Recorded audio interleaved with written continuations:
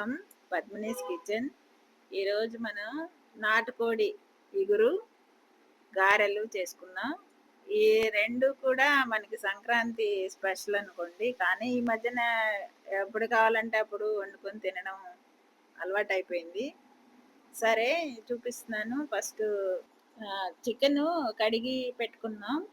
తర్వాత ఉల్లిపాయలు కట్ చేసి పెట్టుకుందాం. అల్లం వెల్లుల్లిపాయ పేస్టు, 2 స్పూన్లు దాల్చిన చెక్క, లవంగం, యాలక్కాయలు, ఒక 5 లవంగాలు, చిన్న దాల్చిన చెక్క ముక్క, యాలక్కాయలు, గసగసాల పేస్టు, గరం మసాలా, ఇవన్నీ అన్నమాట కావాల్సిన పదార్థాలు.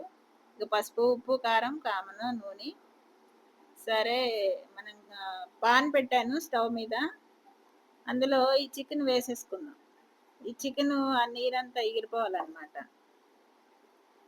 ఈ చికెన్ వేసుకొని కలుపుతూ కొద్దిగా పసుపు, ఉప్పు వేసేసి కలుపుతూ ఉన్నాం అన్నమాట.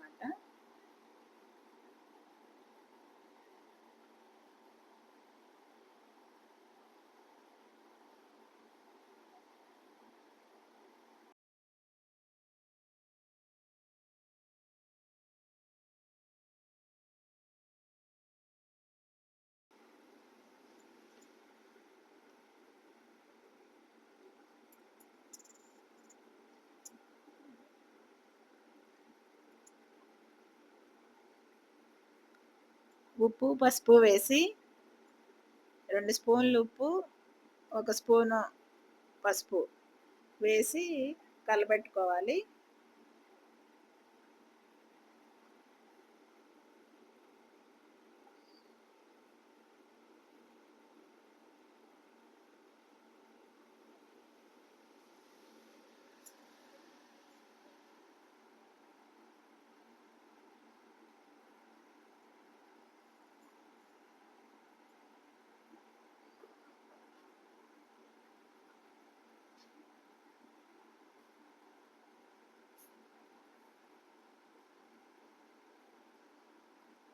ఇప్పుడు అందులో అల్లం వెల్లుల్లి పేస్టు, నెక్స్ట్ ఒకసారి కలిపేసుకొని తర్వాత దాల్చిన చెక్క, లవంగం, యాలక్కాయ అవి కూడా వేసుకోవాలన్నమాట. అవి నూనెలో ఎగలేదేంటి అని మీకు అనుమానం రావచ్చు. నూనె కూడా కాకుండా ఇలా వేశారని. కానీ మేము ఇలాగే చేసుకుంటాం. అందుకని నేను ఇలాగే చేసి చూపిస్తున్నాను. నాకు వంట అంతా నేర్పింది మా అమ్మమ్మ. మా అమ్మమ్మ ఇలాగే చేసేది. నాకు వంటల్లో గురువు మా అమ్మమ్మే.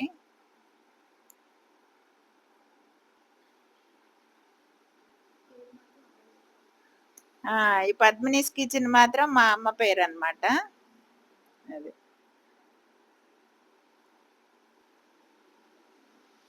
4th క్లాస్ నుంచి నేను వంటలు చేయటం అలవాటు. మా అమ్మమ్మ అప్పటి నుంచే నేర్పేసింది. తను ఇలాగే చేసేదన్నమాట. ఆ వంటలు అందరూ మెచ్చుకునేవారు. నాకు కూడా అలవాటైంది. ఎలా ఉంటదనేది నేను చెప్పటం కాదు. ఇయన్నీ చూసి మీరు చేసుకొని నచ్చితే అప్పుడు మీకు కూడా ఇలా చేసుకుంటే బాగుంటది అని అనిపిస్తదనమాట. ఒకసారైతే ఇలా చేసి చూసుకోండి. ఇదే తినాలి, ఇదే చేయాలని అయితే నేను చెప్పను. నాకొచ్చింది నేను చేసి చూపిస్తున్నాను. అదే. మా మ్యాక్స్ కూర కూడా పక్కన ఉడుకుతుంది. మసాలాలు లేకుండా.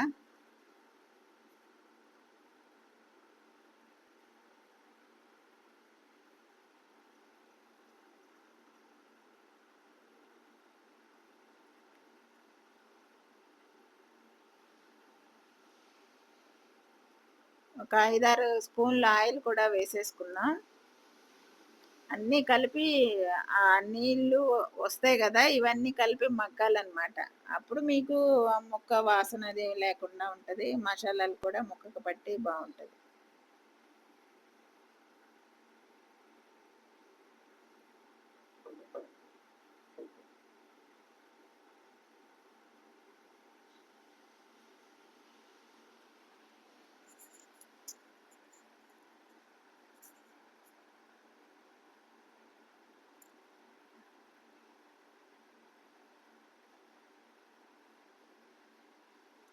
మా నానమ్మ అయితే పిల్లల్ని స్టవ్ దగ్గరికి రానిచ్చేది కాదు.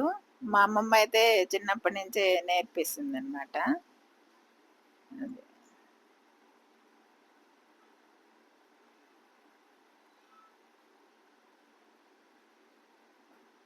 మా నానమ్మ మా అమ్మని కూడా వంట దగ్గరికి రానిచ్చేది కాదు. మొత్తం తనే వండేది. తనే అందరికి వడ్డించి తనే చేసేది.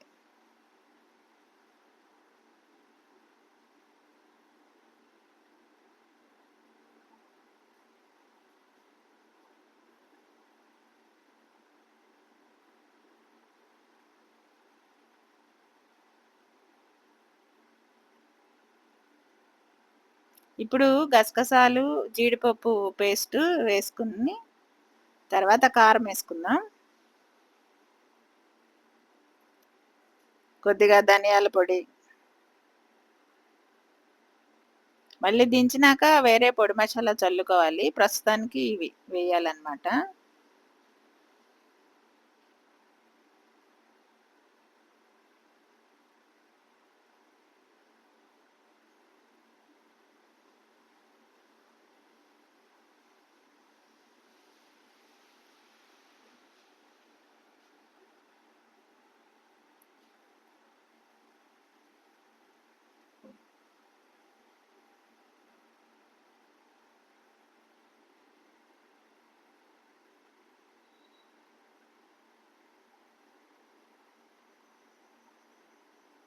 ఇప్పుడు కారం వేసుకుందాం.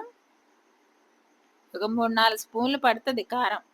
ఈ కూర కారంగా, ఘాటుగా లేకపోతే మనం తినలేము. కూర కూడా టేస్ట్ రాదు. దాంతోడు గారెలు కూడా ఉంటాయి కదా! కాస్త బాగా నూనె, కారం, మసాలాలు బాగా వేయాలి.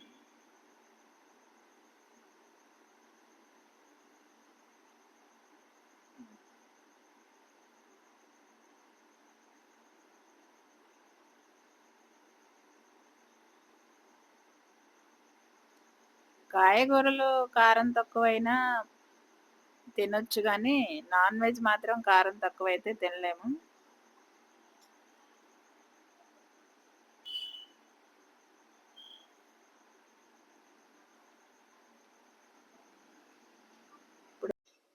గారెపిండి రెడీ అయింది. ఇదిగో ఇలా నలిగితే చాలు గట్టిగా. కొంచెం మురుమురంగా ఉండాలి. లేదంటే నూనె బాగా లాగేస్తుంది. ఈ ఫస్ట్ కొన్ని మినప గుళ్ళు అట్టు పెట్టాను కదా, అవి ఇవి అన్నీ కలిపేసి ఇందులో 2 స్పూన్లు బియ్యం పిండి కలుపుకుంటే బాగుంటుంది. గారెలేద్దాం. బియ్యం పిండి ఒక 4 స్పూన్లు చాలు, ఎక్కువ వద్దులేండి.